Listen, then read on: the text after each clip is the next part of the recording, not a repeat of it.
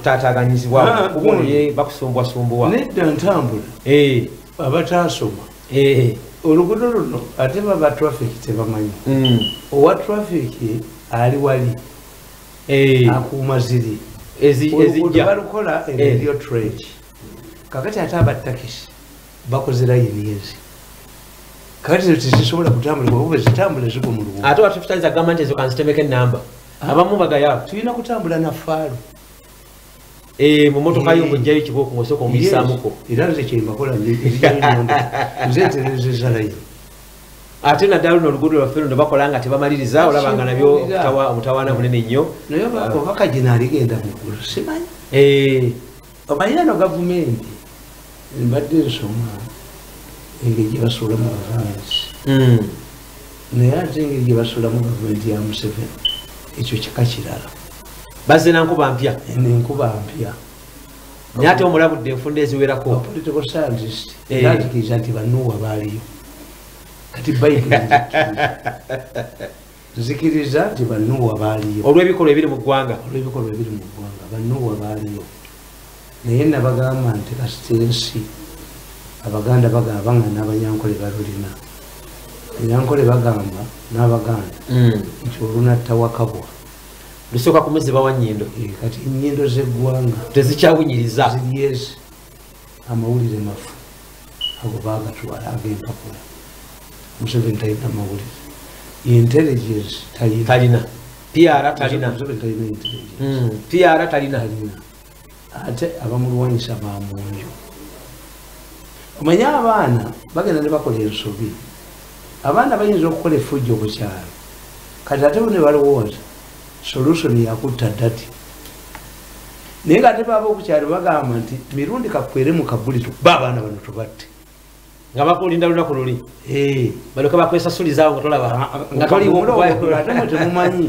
ti taata wamwe yabakwatiridde balivaawo bwati bano bajja ne bakola Museveni ekintu nti buli kibi kyonna bakiwaayira Museveni kubanga opposition n'abantu babaagala obusika bali omuntu in fact Bobi Wine si kizibu kya Museveni ekizibu kya Museveni bantu be abalowooza nti afuuse political liability bo bamwetikkule basigalewo kuba yo public bano tebamanyi olutalo olulyawo mu lubiri munda olulyawo that's your problem nti mwe mulowooza nti ate Museveni ye mubi kubanga ye Museveni bamuwambako amawulire gwolowooza sensinga saali mugezi abaana baali balowooza omuko yali alowooza nti asobola okunwanyisa nanwanyisa yali tamanyi kapasite yawe nene nawe otosaaga ogenda otyamuko w'omuntu n'oyingira mu magagogenda bwowasa muwala wa Saabalabirizi gwofuka ekkanisa ofunamu babisopa abamutwe ne bagobetenza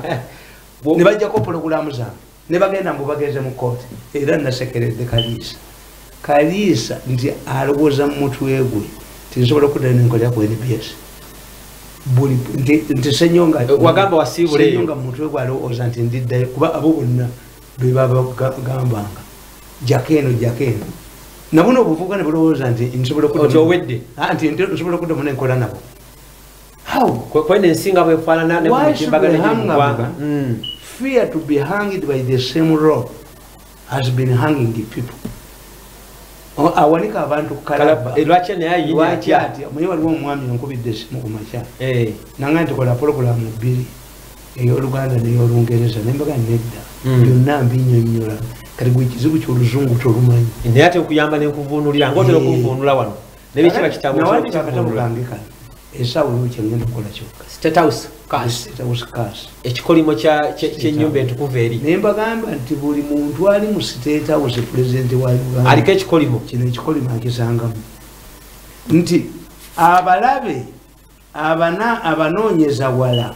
naye nga bali mu nju the enemy within yes bagamba nti when you look at Amin yalowooza nti Tanzania kyekizibu kye naye nga bakasimumbula wali okuminaawo banno parking abatanga abantu nga bali mu Kampala nga tebali wala we are not supposed by Tanzania Nyerere had ignored Amin yenga muyita bafulu ye kati tetulwana Uganda na Tanzania ajje twekube mulingi nze nina ekikopo yapa yokola bamujerega ne oboti yajereganga mu 7 kakati ngamita musika what ekyali kyamini obuzibu kulumba Tanzania gye yajja olumba olwamutwala mu kifo ky'okutuula wansi napulivering over bakasimu obulabaani abaali batta abantu era beni kiwanuka ekyamussa Amini kiyata yakubira Amini esimu namugaa nti omusajja tumutta namugaa nti nzikiriza sijja kumutta naye agambe nti abajaasi ba Tanzania be babadde bampa abayekera bavudde Tanzania beni kiwanuka naga sinza kulimba Tanzania sinza kuwayira abantu bebazije mu kooti nabera ne principal kakati nkugamba nti kwata odeko obote concentrated on Museveni but was overthrown by Paulo Muwanga abasinga tebakimanyi yalianga nabo abasinga tebakimanyi yes tebagobera byafaayo bulungi kakati ne president Museveni naye kase mukutte eri mu state house nti abamulwanyisa babe is not Bobi Wine in fact onayambako buyambi Bobi Wine is exaggerated nzenga strategist Bobi Wine simubala mugo talimu awo mukabalo talimu Bobi Wine mu kibalo talimu aliwo butawanya Bobi Wine is only lucky man yes is a lucky man is surviving on circumstances in fact okumanya intelligence ya Museveni tekola mu kiro ky'olwali mu hoteli emu bamazemu ennaku bali mu Mosque conference era bagambye Party 2 there is a political vacuum they have set up an administration, a team to negotiate with America because Museveni is foreign. Ochibuza waisa akimanyi kandika amanyi nti yali bakutte singa kandika amanyi yali bakutte wa military intelligence singa waisa amanyi kati ate zingendo kubuulira Museveni ebiseera ebisinga bebakwata omuntu bagenda bamugamba nti nno twakulabako wano wati twakulabo ne bubuza kiti bagenda bakwatira ddala a meeting a conference babeera bakimanyi naye nga tebamanyi kivaayo comparable to that of Mosh sat in one of Ugandan hotels. I think they are winding up today. They have been attending for 2 days. Nenga bunabo ne balonda n'omusika naye meeting eba y'amaanyi nnyo eba nkulu Mosh part 2 yes kakati the president ayitekandiho ayitowaisa balonze n'omusika ayitenange bwankakasa nti abagoberawo bwe baba tebabirina abagoberawo obuyinza obulonda omusika baani abatudde aba babulina nze Museveni muweebya ate bimuweera wano anti bimuwe ayitekandiko ayite owaayiso ayite nange n'emiso naye muwerere bwankakasa nti abagoberawo ekikolimo olwaki kibeera mu State House eva bano abo bakandiko nono owaayiso babatya nabaga nti embwa enjezi bwogitegeerera kubaka paisoni obengo weeyigira bwolaba embwa enjezi ekomawo kati abo Museveni batuma mu intelligence naki abali mu meeting tebaliko python waliwo omusajja beri tumwine batula bateekeko omugabe kakati president nalagiri yali kamanda wa Mbalala to disperse that meeting sajja bwegende yasanga bamyusiza bati nyefunza namugaa nti muzeeyi sisobola kudispersinga bantu they are more powerful than me they are close to you a northerner was honest namugaa sibasobola Museveni omulala yagenda bugenzi baba muganda wa wano Museveni kyeyakola n'agamba nti baba ataddeko omugabe njagala atambule mu kibuga mukwate ng'omugabe kakati kana akatabu kali bano be bali mu meeting kati wabawandiikako dda nabagamba nti obusika bwa Museveni bwa musaayi wakirambika dda mwaka kiyogo ndabanga omukadde Wasad on Wednesday 1st January 2020 completed at my residence at Zana. I am recovering from a poison attack I suffered 2 weeks ago. Nabagamba. With the veterans and historicals scattered and demolished, Museveni missed an opportunity to build a political party for Uganda completely unique from the traditional ones, DP and UPC. Museveni instead maintained the old parties that he thought were politically harmless and posed no threat to him. This led to the emergence of the mafia gang. I pointed out that in one of my books that following the 2001 elections, a group of arrogant youth emerged, led by one of Museveni's in-laws. This group created a government within a government, a subterfuge. This group soon became the gateway to the state and established a mafia-style network within the government. With their influence and proximity to Museveni, they have successfully taken over the entire government.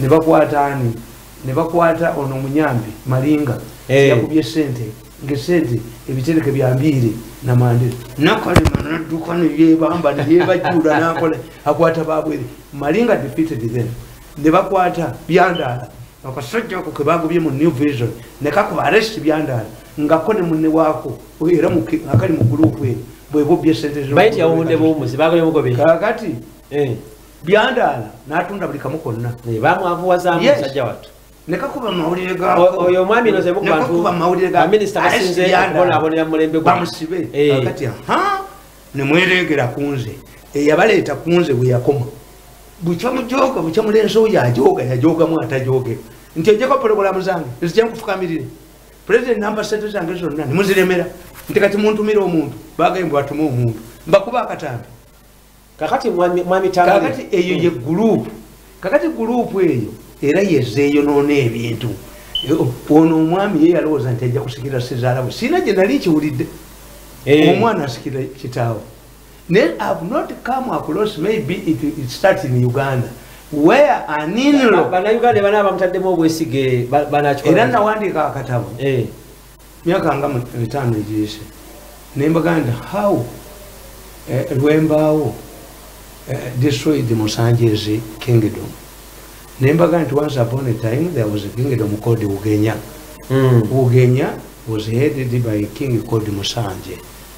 Musanje had an in-law who was deceived by his mother-in-law that he could succeed Musanje even if he was not a prince. Musanje, Lwembaawo established a strong network which included Kobushevu, which means spreading the poison. Another one was Sungula. There was Kajiko, who was a notorious thief. There was Lwembaawo established a network within the kingdom. And he chased away everybody until he touched Musanjezi musician. Kali kasajja nga bakayita Mirandira. Kamirandira. Ngayamukokera entongoli Lwembaawo nakerengamu. Kamukubanga Lwembaawo.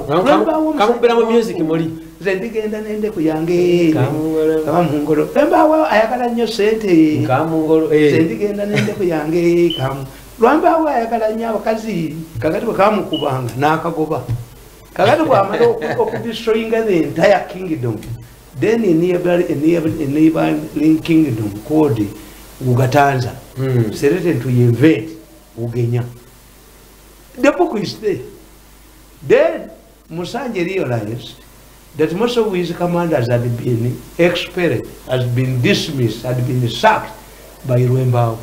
And he could not mobilize an army. What I meant by a war was election. What are you insinuating? Musanje cheyakola yayita mutamani we bamwitanga Mukenzi. Musanje had a son called Mukenzi, and he named him Mukenzi to look for okukenga. What do we do? All my generals have disappeared. The solution is to arrest Rwembao and his gang. So Musanje directed Mukenzi to arrest Rwembao, the chief commander. Kajiko and Sungula. Because Sungula kaino mutwe. Ngukuino kutukaja kala de webuti. They were rounded up. And Floji marched through a capital city called Kampalabanya. Yes. And we are detained in a prison, a notorious prison called Ruzinga. Mr. Mirondi, what are you insinuating? I think Kubulia Nakawandika 5 years ago. What are you insinuating? How Rwembao destroyed Musanje's kingdom? Near Rukufa.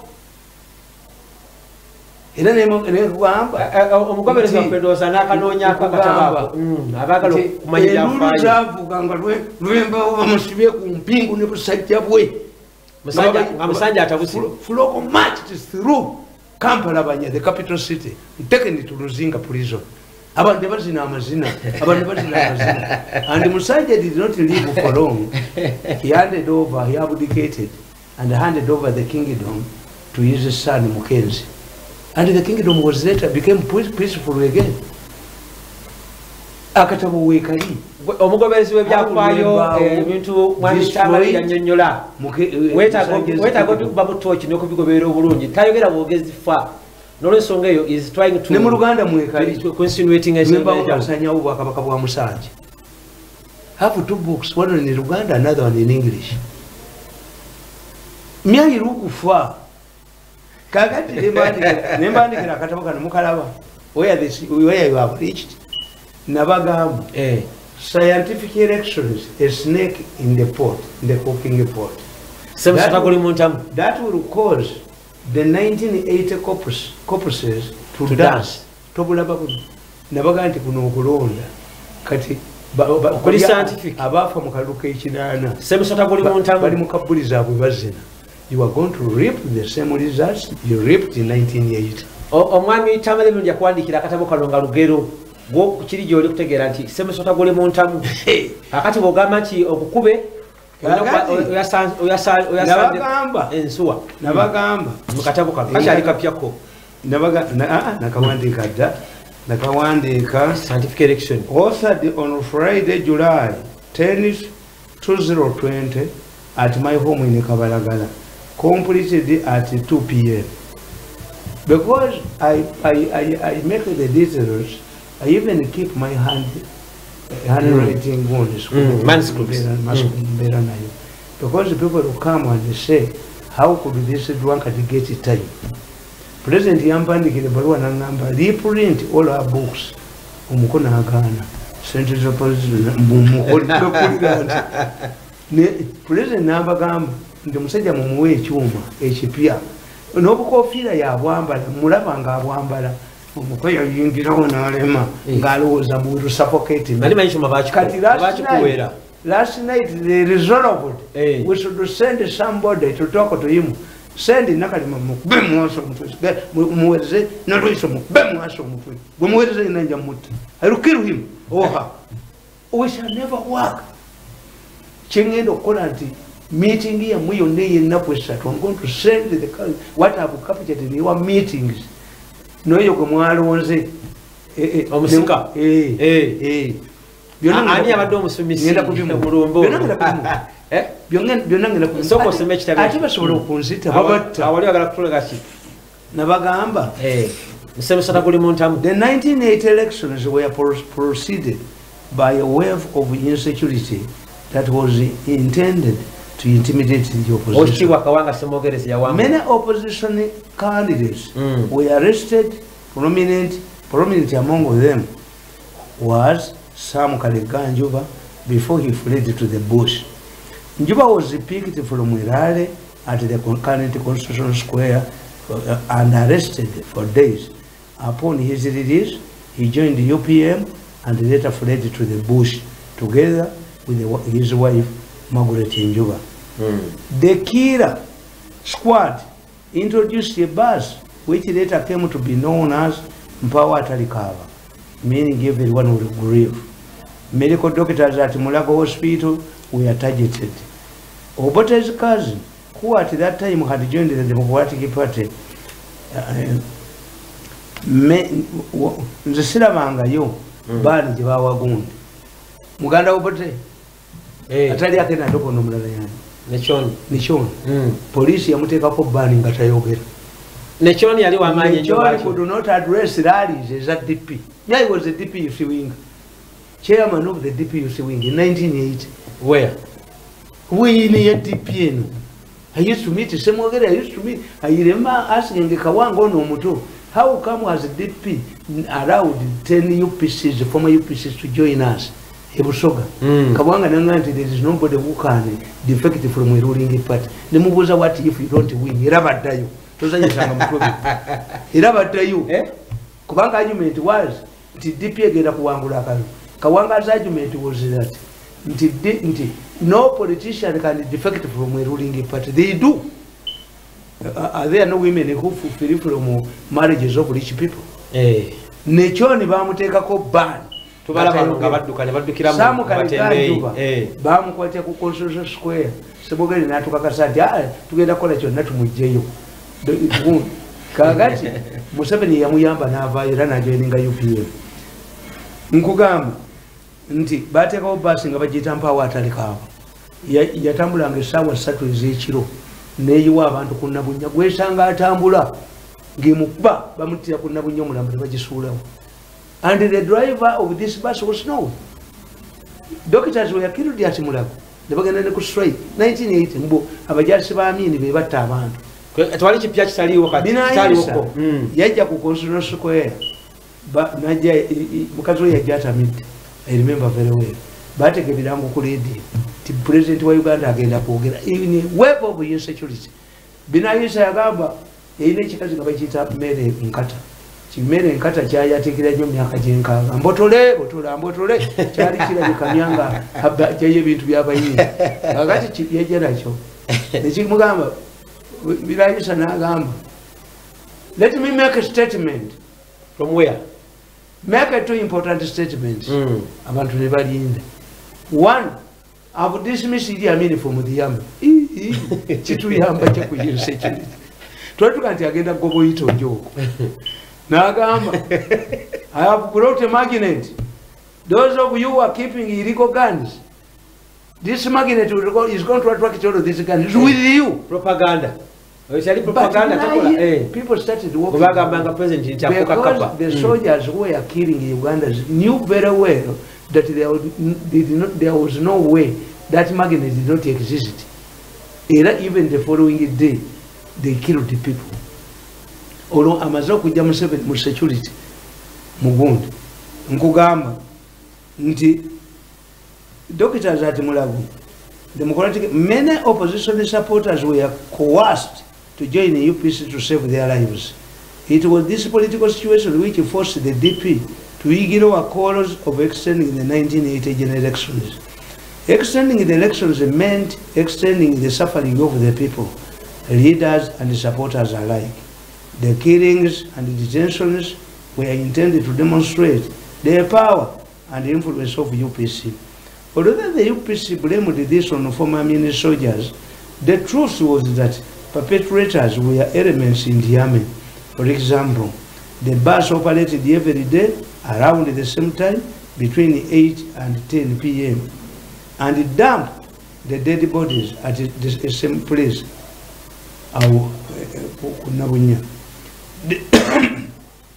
The bus driver was well known, and it had a permanent dumping place for the dead at Nabunya near Ndeba.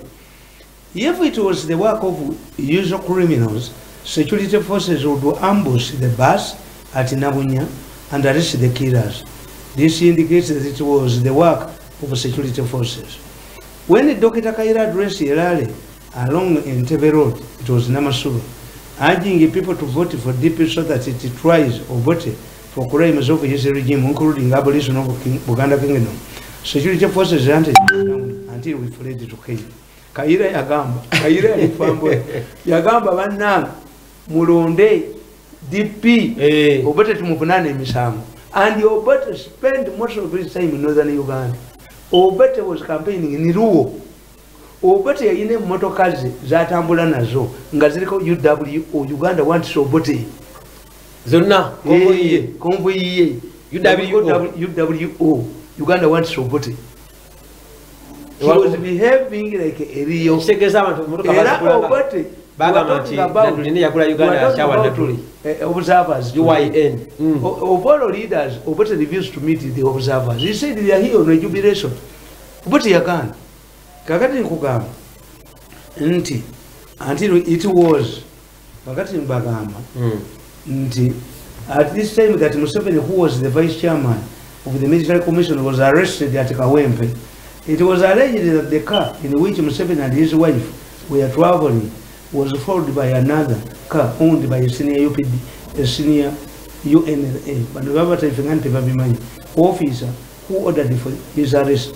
Museveni bamukwata ku road block nga ye vice president. He was rescued by foreign forces. Ne batta n'omusajja w'omulala ali bamuyita Lieutenant Kano ne bamutya Makerere to weaken him. Ne nkugamba all of that time Museveni was threatening to go to the bush if elections were rigged. It is not clear how news of his detention reached his foreign colleagues who rescued him. Lieutenant Kano Muhinda, yes, it's called Lieutenant Kano Muhinda, a known ally of Yoweri Museveni, was killed in Makerere University. It seems that although Obote downplayed Museveni's bush was race, David Yaito Choka and Paulo Muwanga took Museveni seriously. Museveni states in his book that he was not interested in the elections, but he was pushed by other people like Gandhi said. Museveni states that he wanted the UPC to mismanage the elections and seized the opportunity to fight Obote. He also says that he had surrendered his 70,000 soldiers for retraining at Kabamu as required by the government, had been removed from Defense Ministry to Ministry of Regional Cooperation where had no work. Obote responded that there was no way Museveni could return to fight the government when he had never been fought. Okujerega abantu.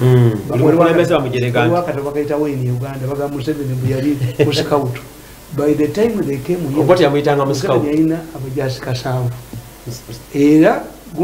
two incidents happened. You can kill that scout. What war?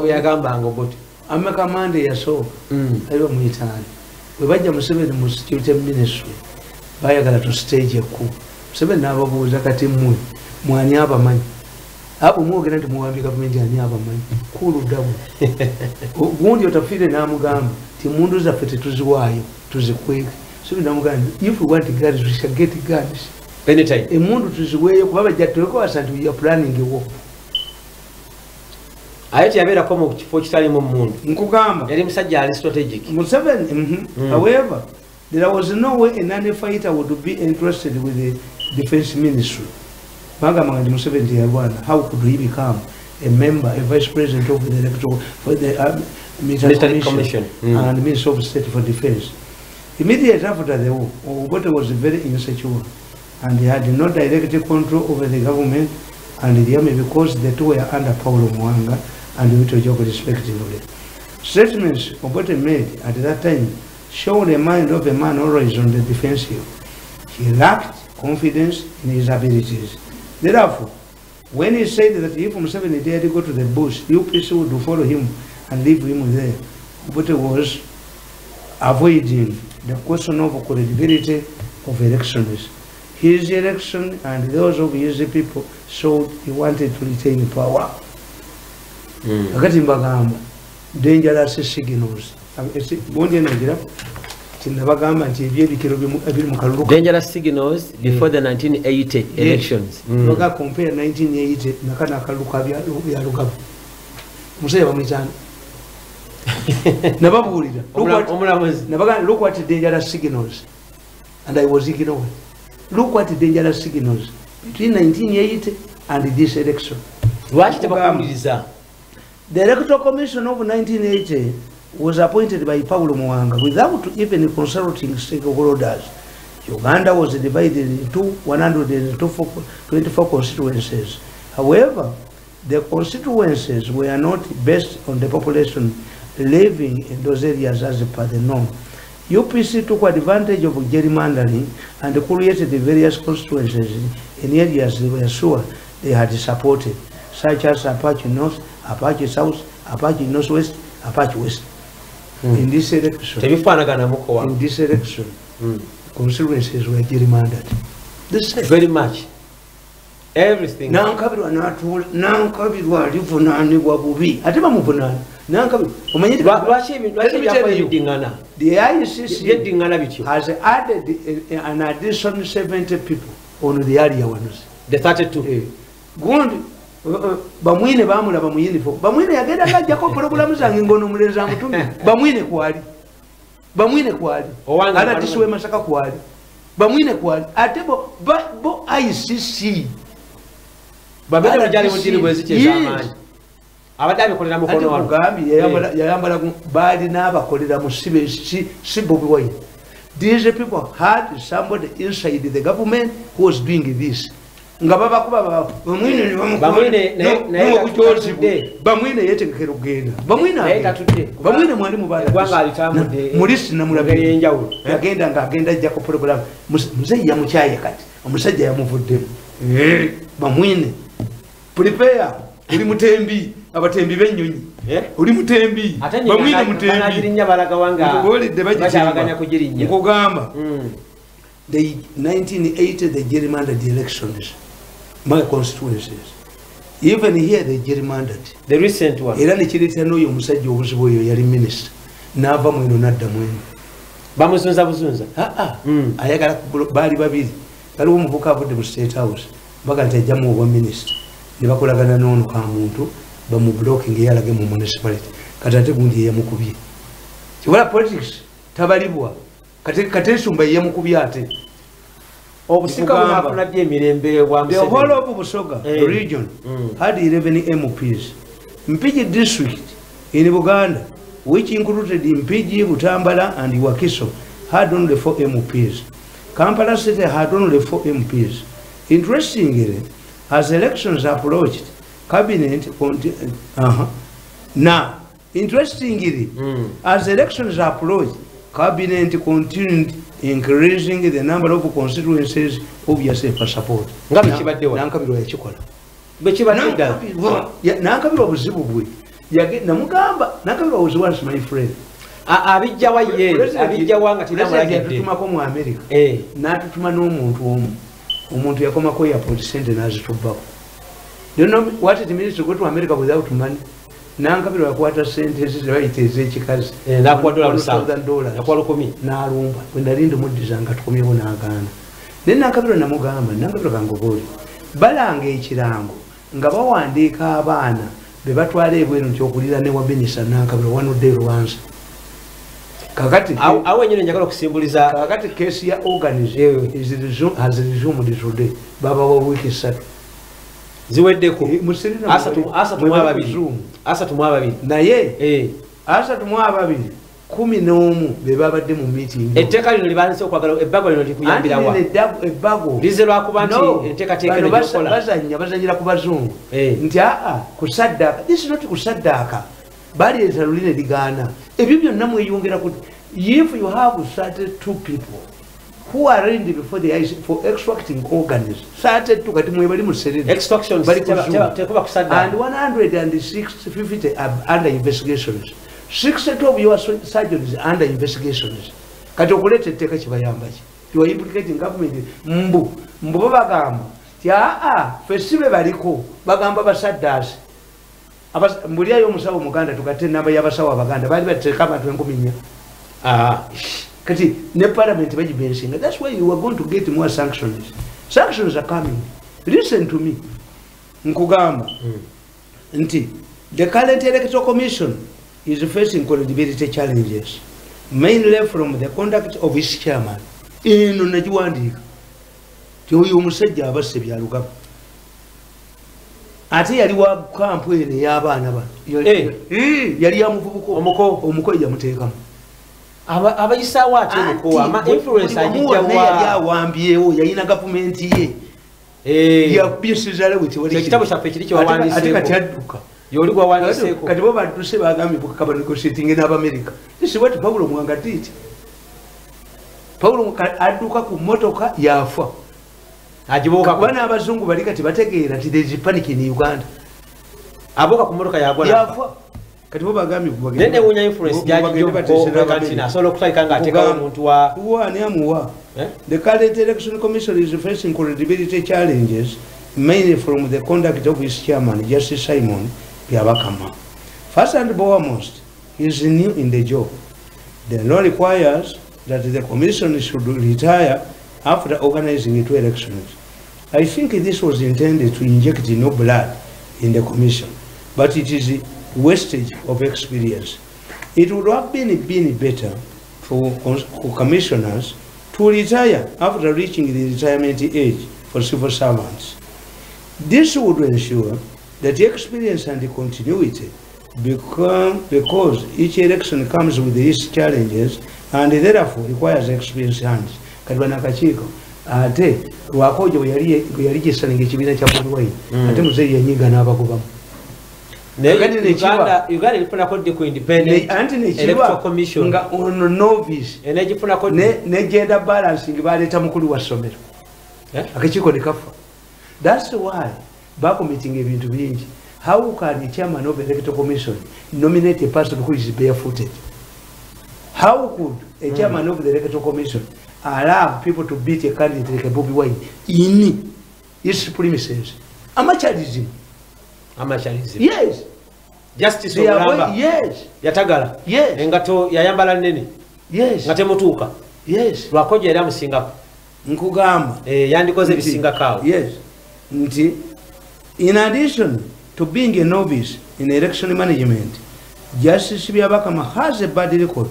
He was involved in a futile attempt to malign Dr. Kizza Besigye in a rape case which followed. No lawyer or DPP could judge Besigye or any other person with the rape based on evidence collected 2 years earlier. Rape and the nominations depend on fresh evidence. The important ingredients in such cases are penetration, forceful penetration, bruises in case there is a swaggle or semen stuck inside the woman. This cannot be established after 2 years, like Byabakama did. Rape victims are advised not to bet. The case, therefore, was a holding charge intended to embarrass Dr. Besigye and deny him ample time to campaign.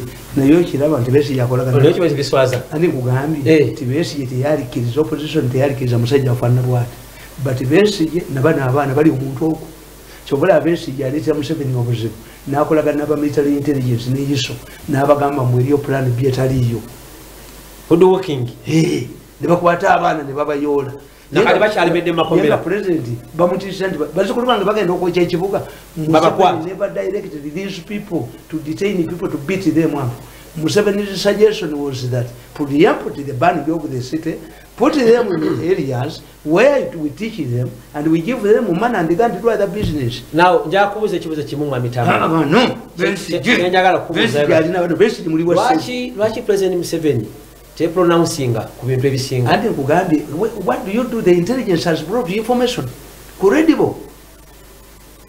Era bagende yaba abasajja mu meeting yabo bagambye nti ekibi kya mirundi Museveni yamulagira kubanga during the elections we went there abava mu Wakiso abava mu Mpigi abava mu Buganda tie bwe twamugamba nti Mirundi has crossed the red line, he is supporting Bobi Wine, yashira gingo yabaga ntikisobo. Mirundi is intelligent, tasobola kuwagira Bobi Wine, you don't understand him. Nti he directed heads of security to talk to me, which they did. Yatebo tebambulira ikitegeze bana basajja bamunda wangamba nti abasajja bagezi bayingirire mu parliament bagamba bibakola bina byabwe kati. Secondly, the blunder the commissioner has committed is to try to negotiate with the political parties, which is not their role. Its role is to organize the elections and announce the results. The only time to interact with the political parties is at the same time nominations. It should be the government interacting with the inter-party forum to harmonize political party demands, not the electoral commission. Solving wrangles within the political parties is not the role of the commission. The commission's other role is to mobilize the voters to participate in the election. Actually, the commission takes the charge of candidates, not just aspirants who have not been nominated. It's like a headmaster caring about a student who was not enrolled into his school. But once the child becomes a student, he is given a copy of the guidelines at the headquarters. Nemukuba mwagamba nti omuntu yenna ali nominated afulufizibwe agende for consultation Bobi Wine mu Muganda teyagenda bantu wonna nolaba tebamalemeso genda embaali bakubye ekifaananyi ky'abamwine ng'ali mu uniform ya police era abasajja bakikogerako Abamerika ate kana akawala kaagana Bobi Wine okuyingira ekiryandongo ani yakakuba ekifaananyi kakwanako kanite. That's why I'm saying is the gateway to you are not fighting Bobi Wine. Gateway to northern Uganda. There is a Paulo Muwanga in the government. There is a Paulo the gateway to northern Uganda. She was patented. Kalika police. Kana police. Amuganda kiryandongo okuyengera ekifaananyi ne bakikwata. Kali patented. If these people get access to the photos in the hands of the Americans, see, side A is moving with you.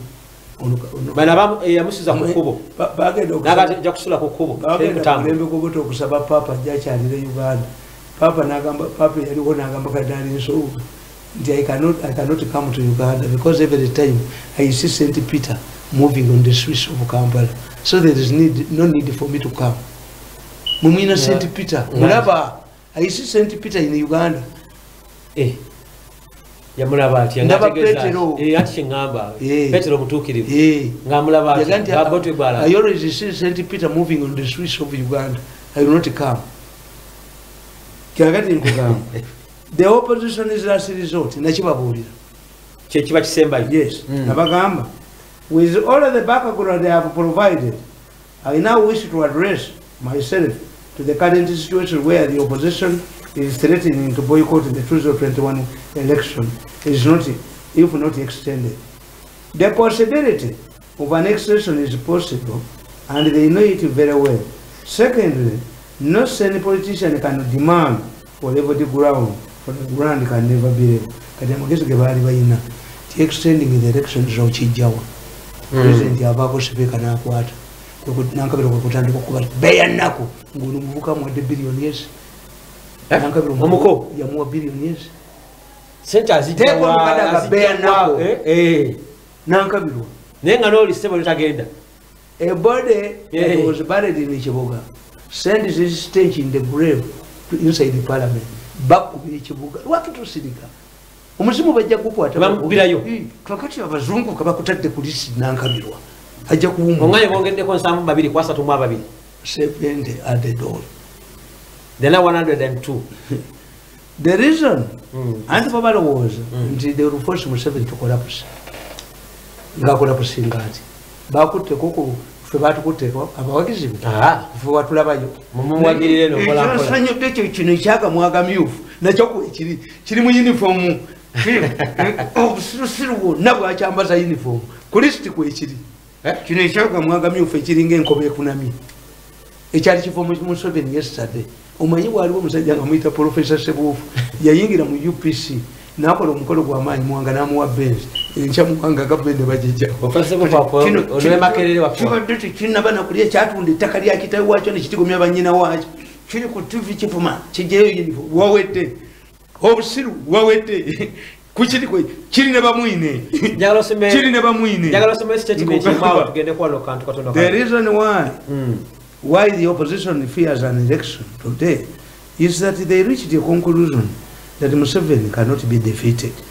This also means that whether the election is extended or not is not what the opposition is looking for.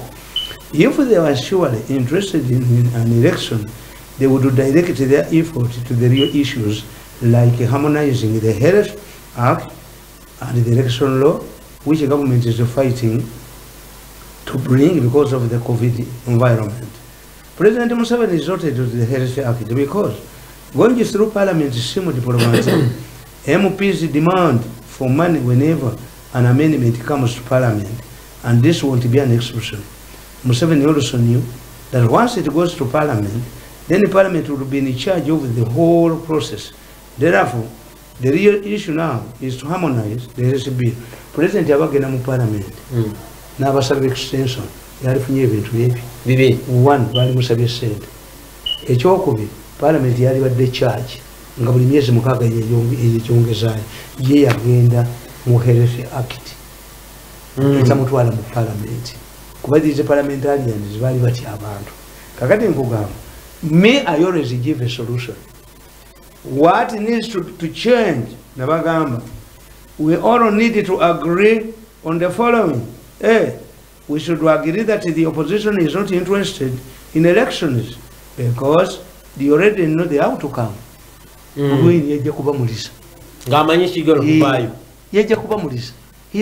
Israel was not to take a power. Accidental benefits. I'm telling you.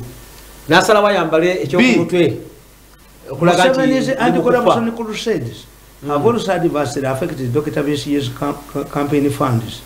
The Europeans and Americans too, who do have financed his campaigns, are now committed to fight COVID-19. Nabaga nti Besigye tajja kudda talina ssente.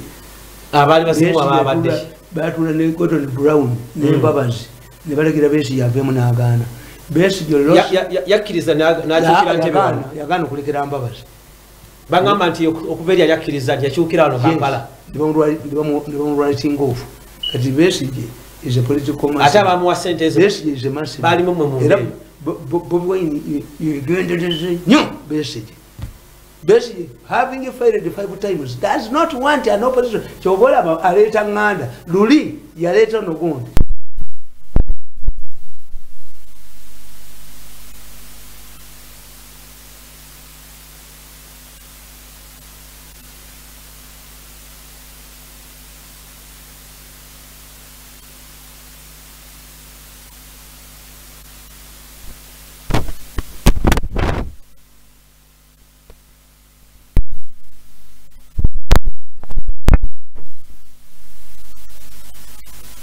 Zibikira kibamu bingazamba ebingazamba bibanga enswa nenga bingazamba tubiyita bingazamba kati dimoko eyo FDC bamu bingazamba omusajja ddala ekibiina Besigye a failed man cannot allow kati powa abadde yakola kyawo kumalibanga bakulembeze babiri balamba abayikiriza atya. On the other hand, Tumukunde had also banked his hopes on the same source of funding, Europeans, as Dr. Besigye. While Bobi Wine lacks the necessary nationwide network to stage a meaningful presidential challenge, don't joke with this head. However, nempandika birimeka abiri nti ono talina network era Bobi Wine kabaka yekka tewali network yawaloka nembagamba bano bonna Besigye balinda ssente z'ebweru. Besigye agenda kudduka Tumukunde gwayagala naye Tumukunde naye talina ssente. Ani kati agenda okutakinga on Museveni kugamba however Bobi Wine can pose a serious threat at parliamentary and local government level, which he has done. Putting up a show. Which he has done. Don't joke with this head. omukoyo nerega muno takubwangako nga bwakubiddwa ate tugenda kutegeeragana. Send somebody to me, Arushmas is here. Asoka kuwe obuwumbi bwa mubanja. If this first with a serious split, as majority of his MPs is threatened to close to Mugisa Muntuzi party. Nobody Mao has successfully frustrated the efforts of the likes of Segona made that to take over the leadership of DP, which would facilitate an alliance with the Bobo and his people power. Successfully. As successful. Finally, the NRM MPs who had expected to ride on Museveni's back are in dilemma as the voters are angry with them for the floppy move to extend their term by 2 years. Back with the problem was who chose a 75 car. No. Singer, why should you punish the MPs and you vote Museveni? Bano abantu baba tegera ntebagala akawayiro okuteekamu emyaka okujoga abantu kichale kizibu wabula emyaka gino kubeera musanvu. Therefore, Museveni's biggest challenge with scientific elections looming is the entrenched mafia gang. They can't accept the scientific elections because it denies them an opportunity to steal the billions as they have been doing during elections.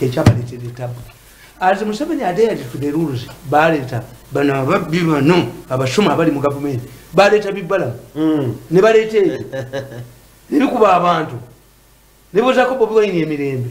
Ngamazopa Namba, the election is a process, but full figure not an event.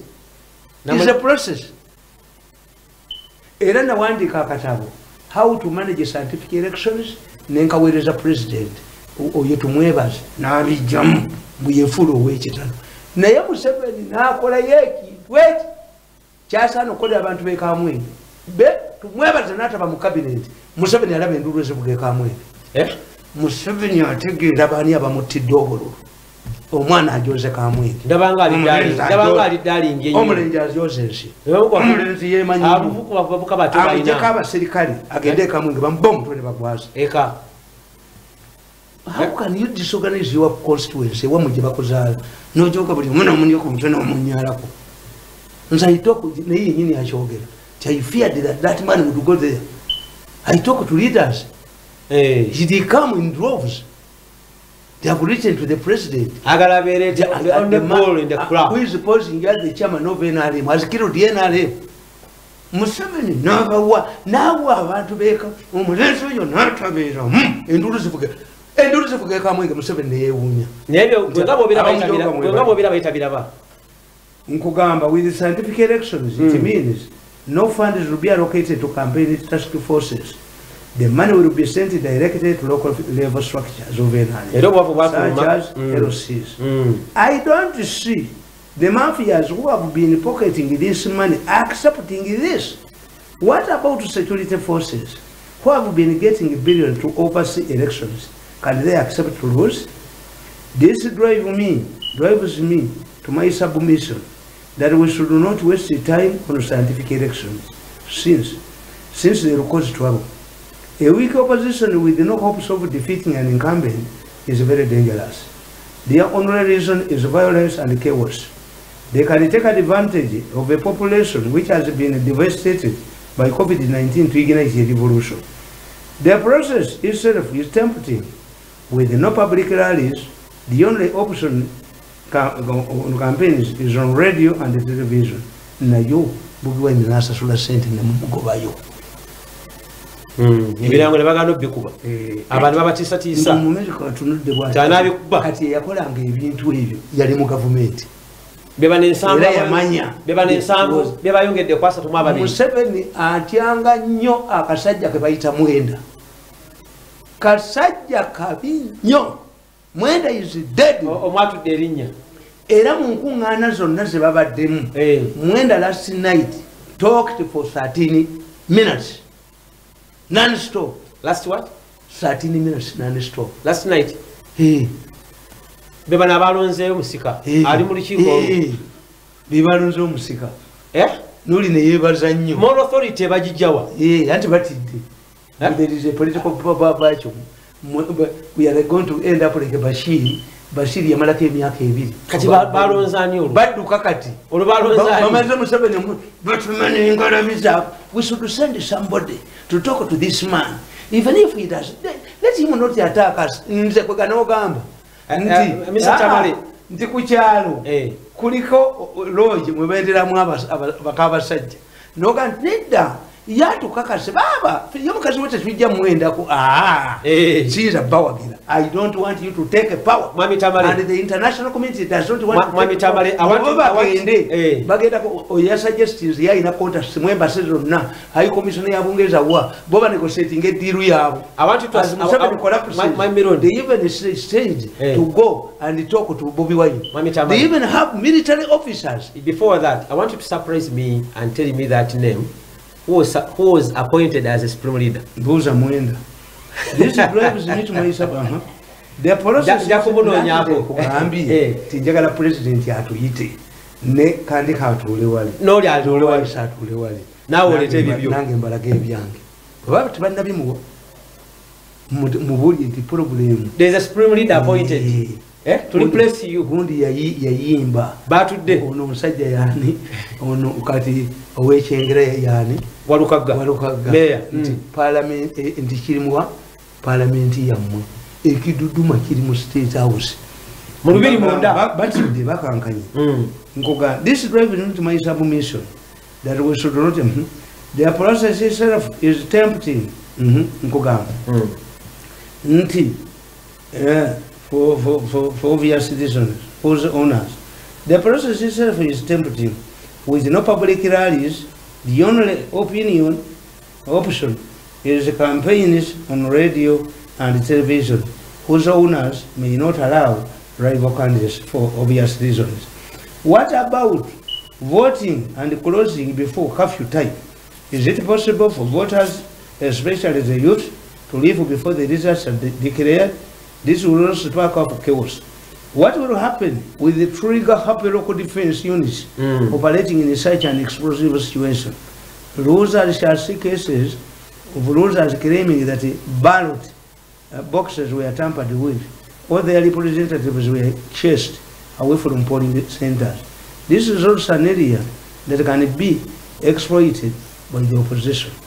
With this background, I suggest that rallies be allowed, but all people must follow COVID-19 preventive guidelines of social distancing and sanitizing. Regulate transport to ensure no movement of supporters from one area to another. Finally, create more polling centers to compensate space for the social distance of 4 meters as per health guidelines against COVID-19.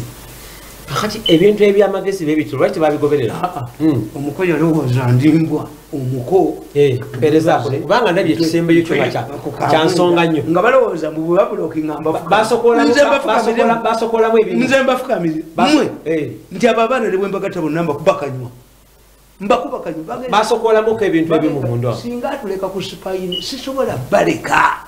Why do you believe that I should save you? I should save your necks. You are not honest.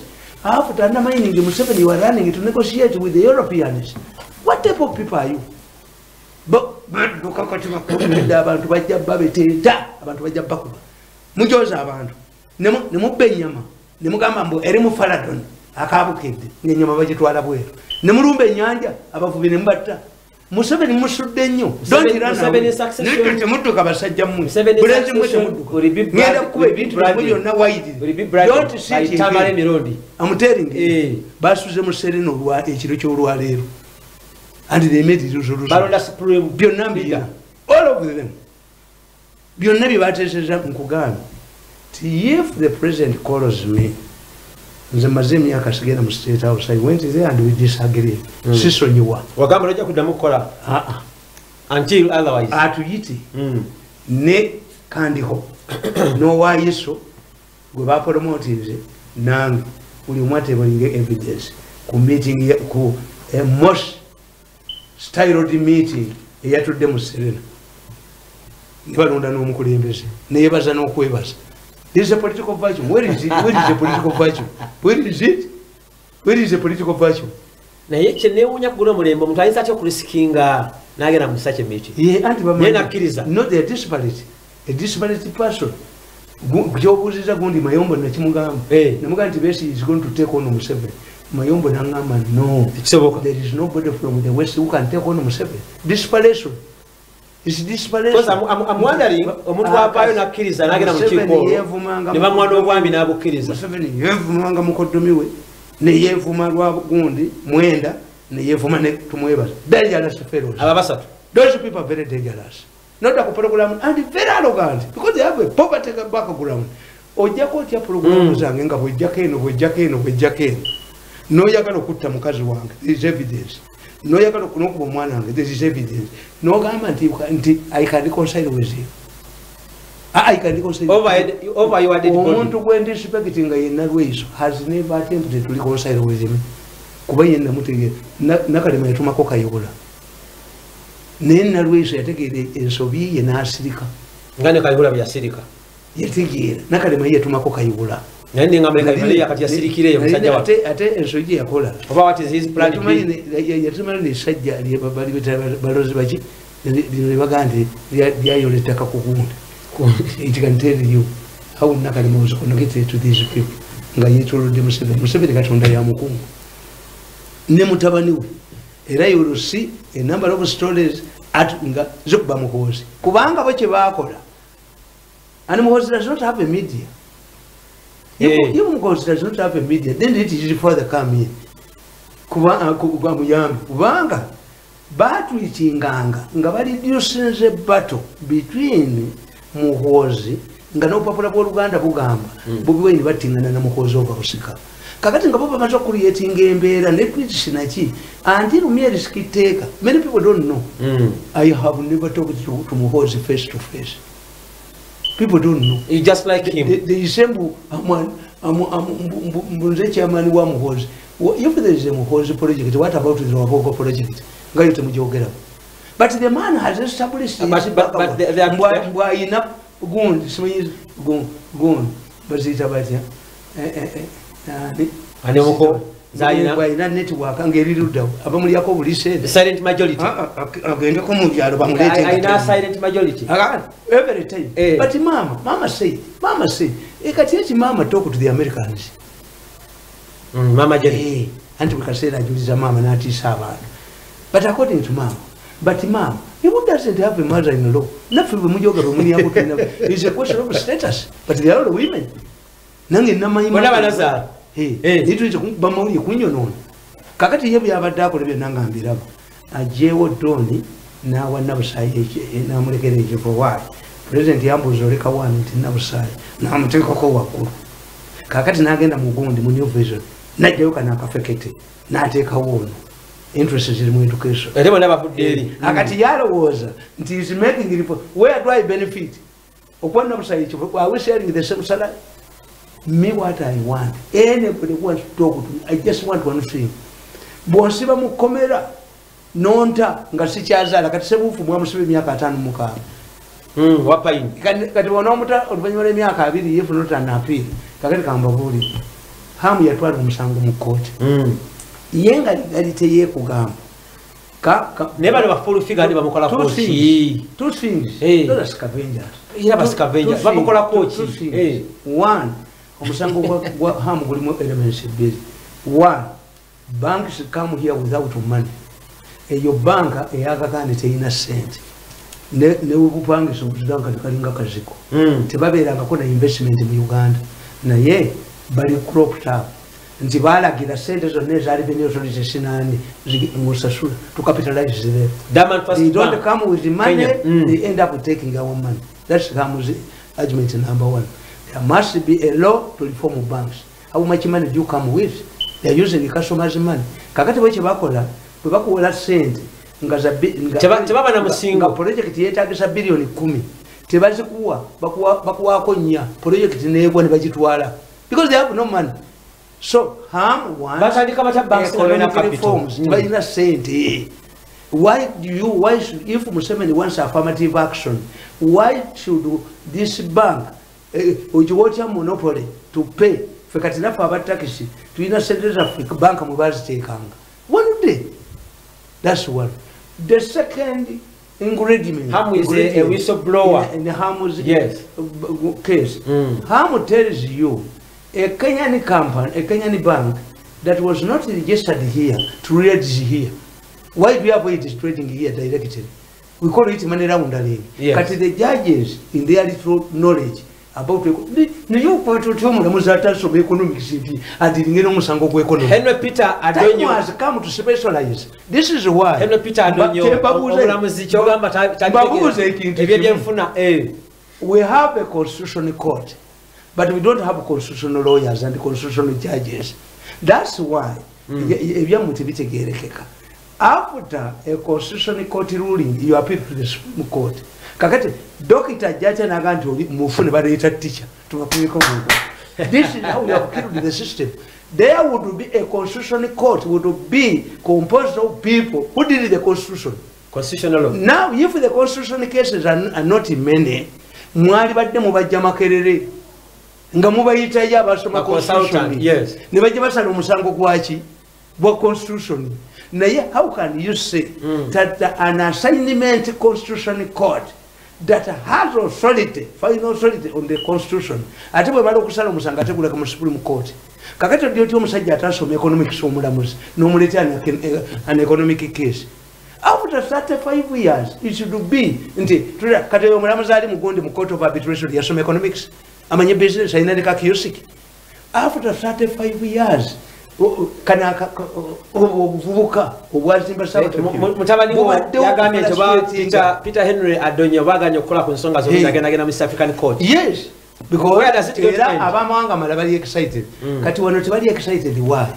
Bwoleta normal practices oyo gondi bahati tasubutaina sente jazijja bali reducing eggwanga lyaffe to money lenders because of no you bahati ali dukira wane kasajja. So meaning most of the banks bana Uganda zibanyunyu sente zabo. This is the issue. These people come without money. Nola omusajja owa beti aleta ki Rwanda jabawera. How much money do we get from Ubeti? Nola because this is a Garibo society. Nola bakasajja kabukedde n'entwe yaako nga akadirisa. How can a company help you to win it? Uganda, the Banana Republic. We have a minister of information and national guidance. Which guidance are you giving in society? Which guidance are you giving in society? Misuse of words. Eh? Misuse of words. And deprecation of words. If I call myself a minister of a private minister of national guidance, I guide the society. How would Mburia Yomukuba minister about guiding a society? They are not knowledgeable. National guidance. Eh? They are not knowledgeable. Namalabagamba nti gwe nabakoba nawo gwanga neba yomunsi bino bya international ebya international relations byafa abatabuku mubirekere kuteesa mubirekere egundi ayebale mubirekere Rugunda. Who understand the American system? Mubiveko ndikakati gundi boche babakoze bano tebavudde mu Human Rights Watch normally emisango gende eno gibeera bano kati balese vese empya bulijjo International Criminal Court dealing na impunity nti omusango tegwawozebwa bulijjo International Criminal Court ewozesa cases against humanity. Central Bank omanyi bakoze bagambye nti undermining democracy is a new phase. Undermining. Bamwini undermining democracy. Let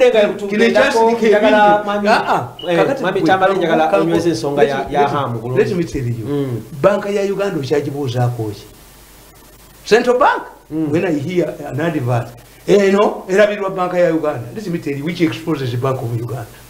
By the time Greenland Bank was closed in Uganda, Greenland Bank Zanzibar and the Greenland Bank Nairobi and the Greenland Bank Dar es Salaam were solvent because of proper management of the governors in those respective countries.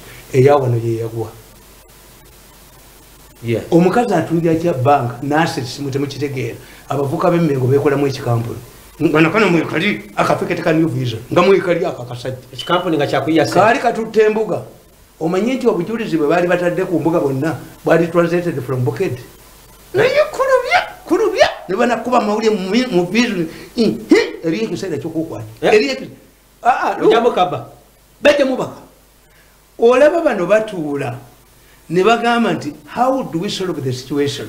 The Americans are going to overthrow this government. We are seeing a political virtue. Let us create a platform and we talk to the Americans. Fetu from 7. Nti kulubya tajja kufuluma. Nga sitapuli evudde kulubya kufulu nagati ajja kulemerayo. Bajja kubyemu abantu. Bajja munywa abantu abokaba nga bangi ku mulembe wa 7 nagamba Bahati ti Bahati bwalidduka mu Kampala empale tisigala mbalala ekoti kabaali ogenda okuyingira Rwanda alingira mwana we one of the darling ministers in the Bahati ayononyenye gwanga one of the darling ministers in the current regime the judges have been directed oyo gundi yaberanga nga nabakubya abalamuzi communication gibabadde ba communicating ne kiriyo wakiwonuka mpaka tebadduka Bahati nga bamwagala nnyo baga nti omukubasinza okukola omulyango kuba kyali abato who has destroyed this economy. This Museveni included Bahati in the government. More sanctions. Let Kasayija be included in this government. More sanctions. Let it get to economy. Let Fulaka to be included. More sanctions. Tugende. It's a warning. Ekiwugulu si kyekita abantu. Kibika bubisi kyekika bukali. Kimaze. Ekiwugulu kimaze. Ekiwugulu kimaze. Kikabida ne ku ABS. Ekiwugulu kimaze. Bulekeze wencha. Mbaga nti after the swearing ceremony we are going to get 12 new sanctions. Immediate after. Bweche bubalowooza it is a strategy to weaken Museveni. Nedda bano abawaayo. Ne government ya Museveni yayinanga abantu abali credible ennyo ba ministers nga babayenga balagawa mulenzi yabagoba. Kiki kyatuukawo? Where are these people? Kuvuka bano wabagoba nawandiika. Where are these people tamali miru? The story of a malicious footballer. Yamenya banne bonna amagulu ne bawangula ekirabo ky'omudduka bwe baabayita okulwanirira eggombola nga bonna yabamenya abantu abalungi bonna babagoba buli omu yonna ne bamunya ku mutwe buli omu yonna ne bamunyalako buli omu yonna anti bubadde buyina bambega tamala obwetaweta ebigambo gambo nonsesa. Yes, the story of a malicious footballer baategekawo ekitebe ekikopo ky'omuluka n'amenya bantu bonna n'abamalawo abazannya abalungi ne bakitwala. Kakati ate bamugamba asembe timu tuvuganye ekiggombolo nga bazanya balungi yabamenya. This is what they have been doing. Museveni all the credible politicians leaders mu Uganda takola ku kasajjao Kagame yakagoba akasajja kabi kayogeredde eddakiika 13 nabadde nkawulira nga nzibala 13 non-stop mweyo meeting nali baniziramu okubuuza n'ekyo wakingobya kya National Leaders Forum okwongera okuyamba ogaaliringa ku President Museveni okomyawo abantu abo ab'enkizo abalimu empeke. Nedda tewali ajja kujja baana abo bamujooge abaana bajozesi abaana banidde ku bantu obusajja obunidde Museveni akuba olukuŋŋaana egende ekamwenge nga takatutte alabe enduulu ezivaayo alaba omwana oyo bwamutidde obululu. There is a time Swanzu, General Swanzu, a Chinese general, wrote a book, The Art of War, 350 BC, before Christ. Yes. It was translated into English in 1977. And the American military strategists, after reading through it, they said, if we had read this book, we wouldn't have been defeated in Vietnam. There is a time when a leader calls the heads of his friends. The time has come. Museveni alina okudiiringa n'abaana bano before they deal with him. Anoonye ku basajja bakulu anti babagobye yabanoonyeko mu ngeri akolenga Musanje yayita mutabani we Mukenzi nagende kano kasajja kange akakubanga entongoli kamirandira yakagoba nga sibo lwembaawo afuuse lwembaawo nga lwembaawo afuuse lwembaawo mukasoma akatabo kange bakayita bakyampozaako how lwembaawo destroyed Musanje's kingdom. Omukolo lwembaawo ng'asaanyawo obwakabaka bwa Musanje.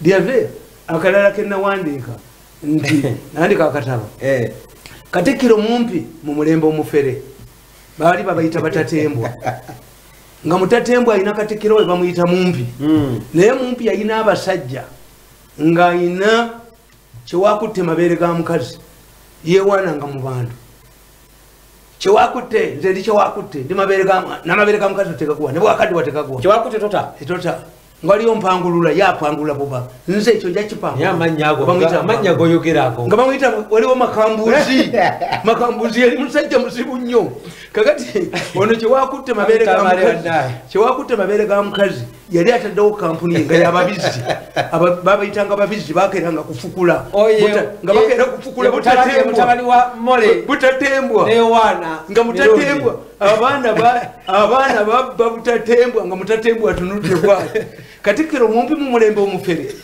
Katikiro mumpi mu mulembe omufere kanyuma olunyuma Katikiro mumpi mu mulembe omufere mutatembwa nga atudde bwati ninga ayina abasajja ayina mpangulula ayina makambuzi nga ayina chewakutte mabere ga mukazi abantu bagambwa mbunga amanya gavuga ngaga abaganda abatatembwa bafananye ddala abaganda kati newonya abatatembwa buli bwakabaka bwe butatembwa mutatembwa jo wetamu ensonga mutatembwa onyoleza mutatembwa yali asikidde kitawe mutesasi nayo abaana bazanya mutatembwa katikiro mumpi mumulembe omufere akakwata ku butatembwa makambuzi gatasaaga chewakutte mabere ga mukazi nga naye tasaaga mpangulula nga naye ali wali mumpi yennyini nga naye tasaaga mumpi nga naye tasaaga obwakabaka bwe butatembwa